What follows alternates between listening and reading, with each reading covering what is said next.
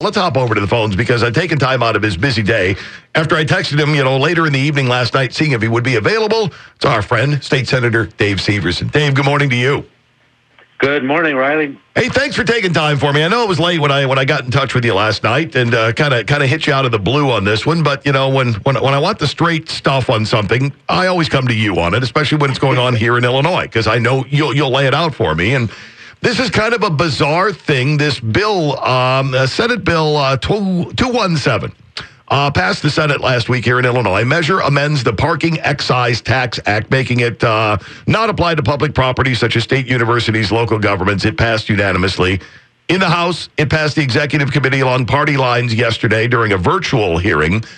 And you have Illinois Policy Institute jumping in, saying in a statement that insiders believe that SB 217 will be the vehicle for $1 billion small business tax hike that the governor has really been looking towards since January. Well, that's the fear. Just the underlying bill alone is very frustrating because there's a tax on parking garages throughout the whole state, and that money is used to help pay for the capital plan. So the idea that they said, well, we're going to exempt all government from paying this tax, but only keep it on private businesses. That by itself is bad enough. Right. But clearly, what they're looking at doing in the governor's the budget address, he was talking about implementing a plan to take about $1 billion of business incentives away from businesses. And what we call business incentives, they're not, some of these are just like, the big ones are for manufacturing and allowing you to expedite, if you're building machines like we do in Rockford, when you're selling those machines, you can speed up the depreciation. This is very important to manufacturers, and so it's very important to our state, but that's one that they would take away. And then he wants to take away the ability for companies to deduct losses. And so here they're tying the hands of businesses, and then they say, well, if you lose money, we're not going to even let you deduct it. That's all it's going to end up doing is driving even more businesses out of Illinois. Which, right now, one of the most dangerous places to stand is on the border of Illinois and any of our neighboring states. The chance of being run down is pretty high at this point. Well, we are the number one out-migration of jobs and people in the country. So that in itself should send a message that what's being done is wrong, but they just don't seem to grasp that. And instead of improving the jobs climate so we can create more jobs, thus raising more revenue, they look at it, just totally backwards. Let's go after the job creators, and then they get frustrated that the job creators leave or end up having to close their doors, especially after all this COVID stuff, what's been done to businesses throughout all of that, to tack this on top of it is just rubbing salt in the wound. It really is. I mean, the quote-unquote fair tax, or, let's soak the rich, or whatever you want to look at it, went down to defeat. Ward had it that the governor was very, very put out that happened, especially considering how much money, the funding of the advertising and all that came out of his own pocket. And then, a family member jumping in and giving money to the other side. I can see where there might be a little butt hurt there. But now we're basically looking at dumping what could be up to $500 to $1 billion of a tax hike on small businesses by taking money that's supposed to be earmarked for small businesses coming from the feds and saying, no, the state needs that. Right. And so that's the part that is frustrating, that the state just has an insatiable appetite that can't be stopped. It's interesting. This year, even with COVID, the state's revenues grew by a little over 6%. Because you remember, a lot of people were still working. People were they weren't going to grocery stores, and they weren't going to restaurants and bars and clubs. But other retail sales were still booming. the economy was still going strong, and a lot of people were getting the enhanced unemployment, which they're paying taxes on. So state revenues are up, and yet it's still not enough for them. And they're still going to be getting billions of dollars in this ridiculous $2 trillion bailout coming from Washington. Illinois stands to get something like $13 billion of cash. And so it's like you're getting all this money and it's still not enough. So at what point is it going to be enough that you can leave businesses alone so they can employ people or afford to give raises or hire more people? Yeah, I really don't understand it, especially as you just pointed out, coming on the back of this pandemic, which we're not done with yet, and all the damage that it has done to small businesses. I mean, take a look at restaurants, just to use for one example. And now we're ostensibly, we're not going to call it a tax hike, but that's exactly what it would be.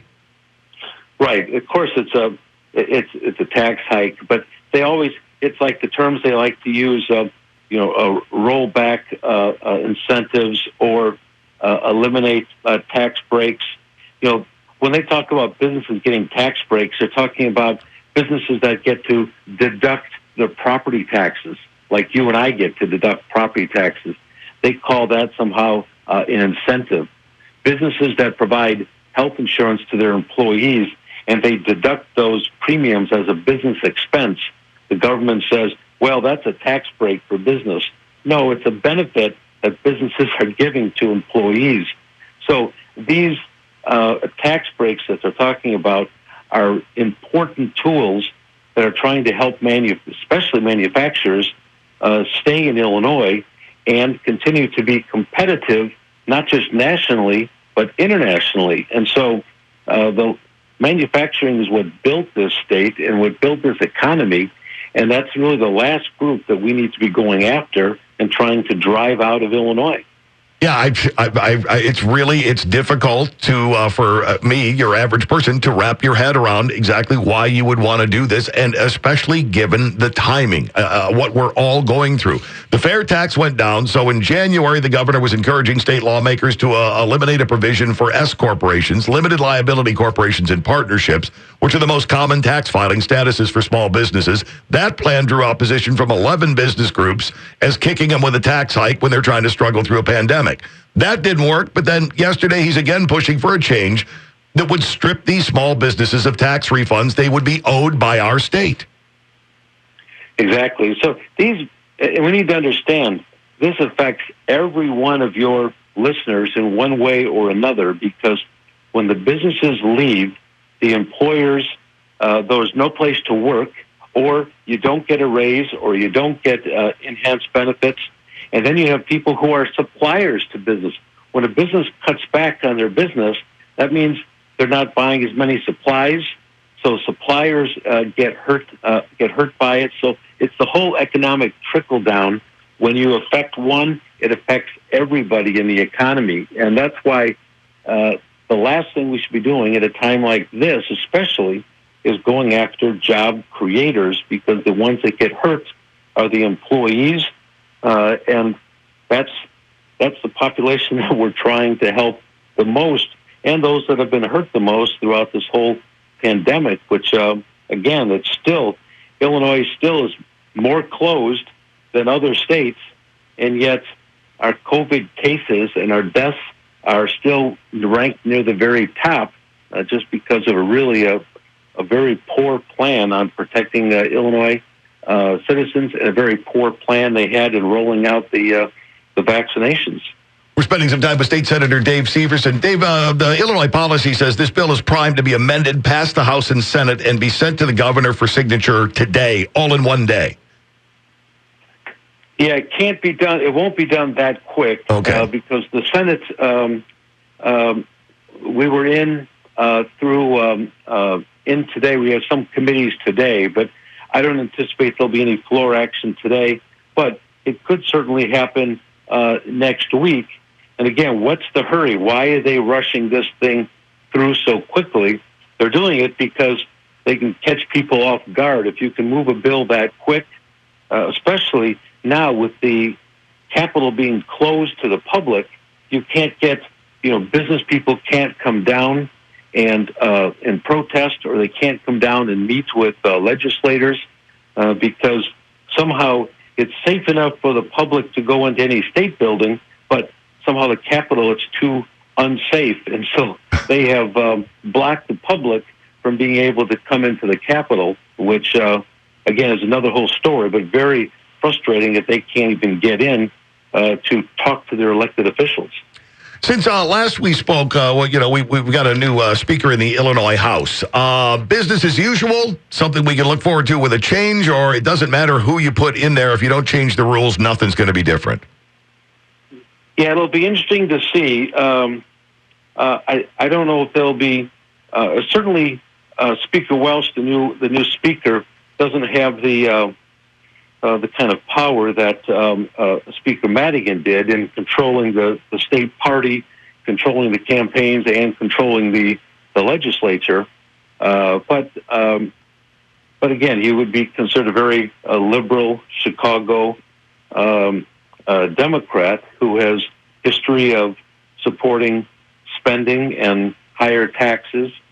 And so, from a philosophical standpoint, don't see any change. Actually, Madigan was probably a little bit more fiscally sound than what Welch would be. So, from a spending, from a budgetary area, from a taxation area, I would not see any. I don't think we'll see any real changes from that. Well, he'd made a comment, a couple of weeks ago, the problem with the fair tax is it just wasn't sold to us right, so we need to go back to the well and come up with a new way to pitch this to Illinoisans.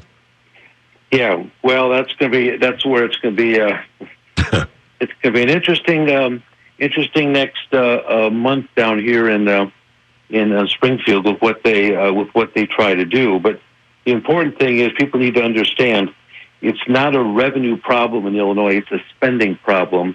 And everyone else during this whole crisis, people have had to make tough decisions. People have had to make cuts in their family budgets. People have to do what they have to do to survive. Yet government continues to thrive and grow and expand. Government at every level has increased spending throughout this whole pandemic, and they have felt no pain through this whole thing. And we've just said that government should live within their means just like we have to. So make the cuts that we have to do, deliver government services in a more cost-effective way, but it is clearly a spending problem, not a revenue problem in Illinois. See, this is why I said we get in touch with Senator Syverson when we want it fed to us straight on what's going on down in Springfield, and you've done just that. Dave, we really appreciate you carving time out of your day for us. As you mentioned, really interesting time in Springfield. I can't promise there won't be any more late in the evening texts coming from it. I work late. It's our one chance to get return phone calls and get caught up with reading, and I've been at the Capitol since early this morning, so it's anytime you call, I always take it. I appreciate that very much. Dave, have a great rest of your day. All right, we'll do. Thanks. There's State Senator Dave Syverson.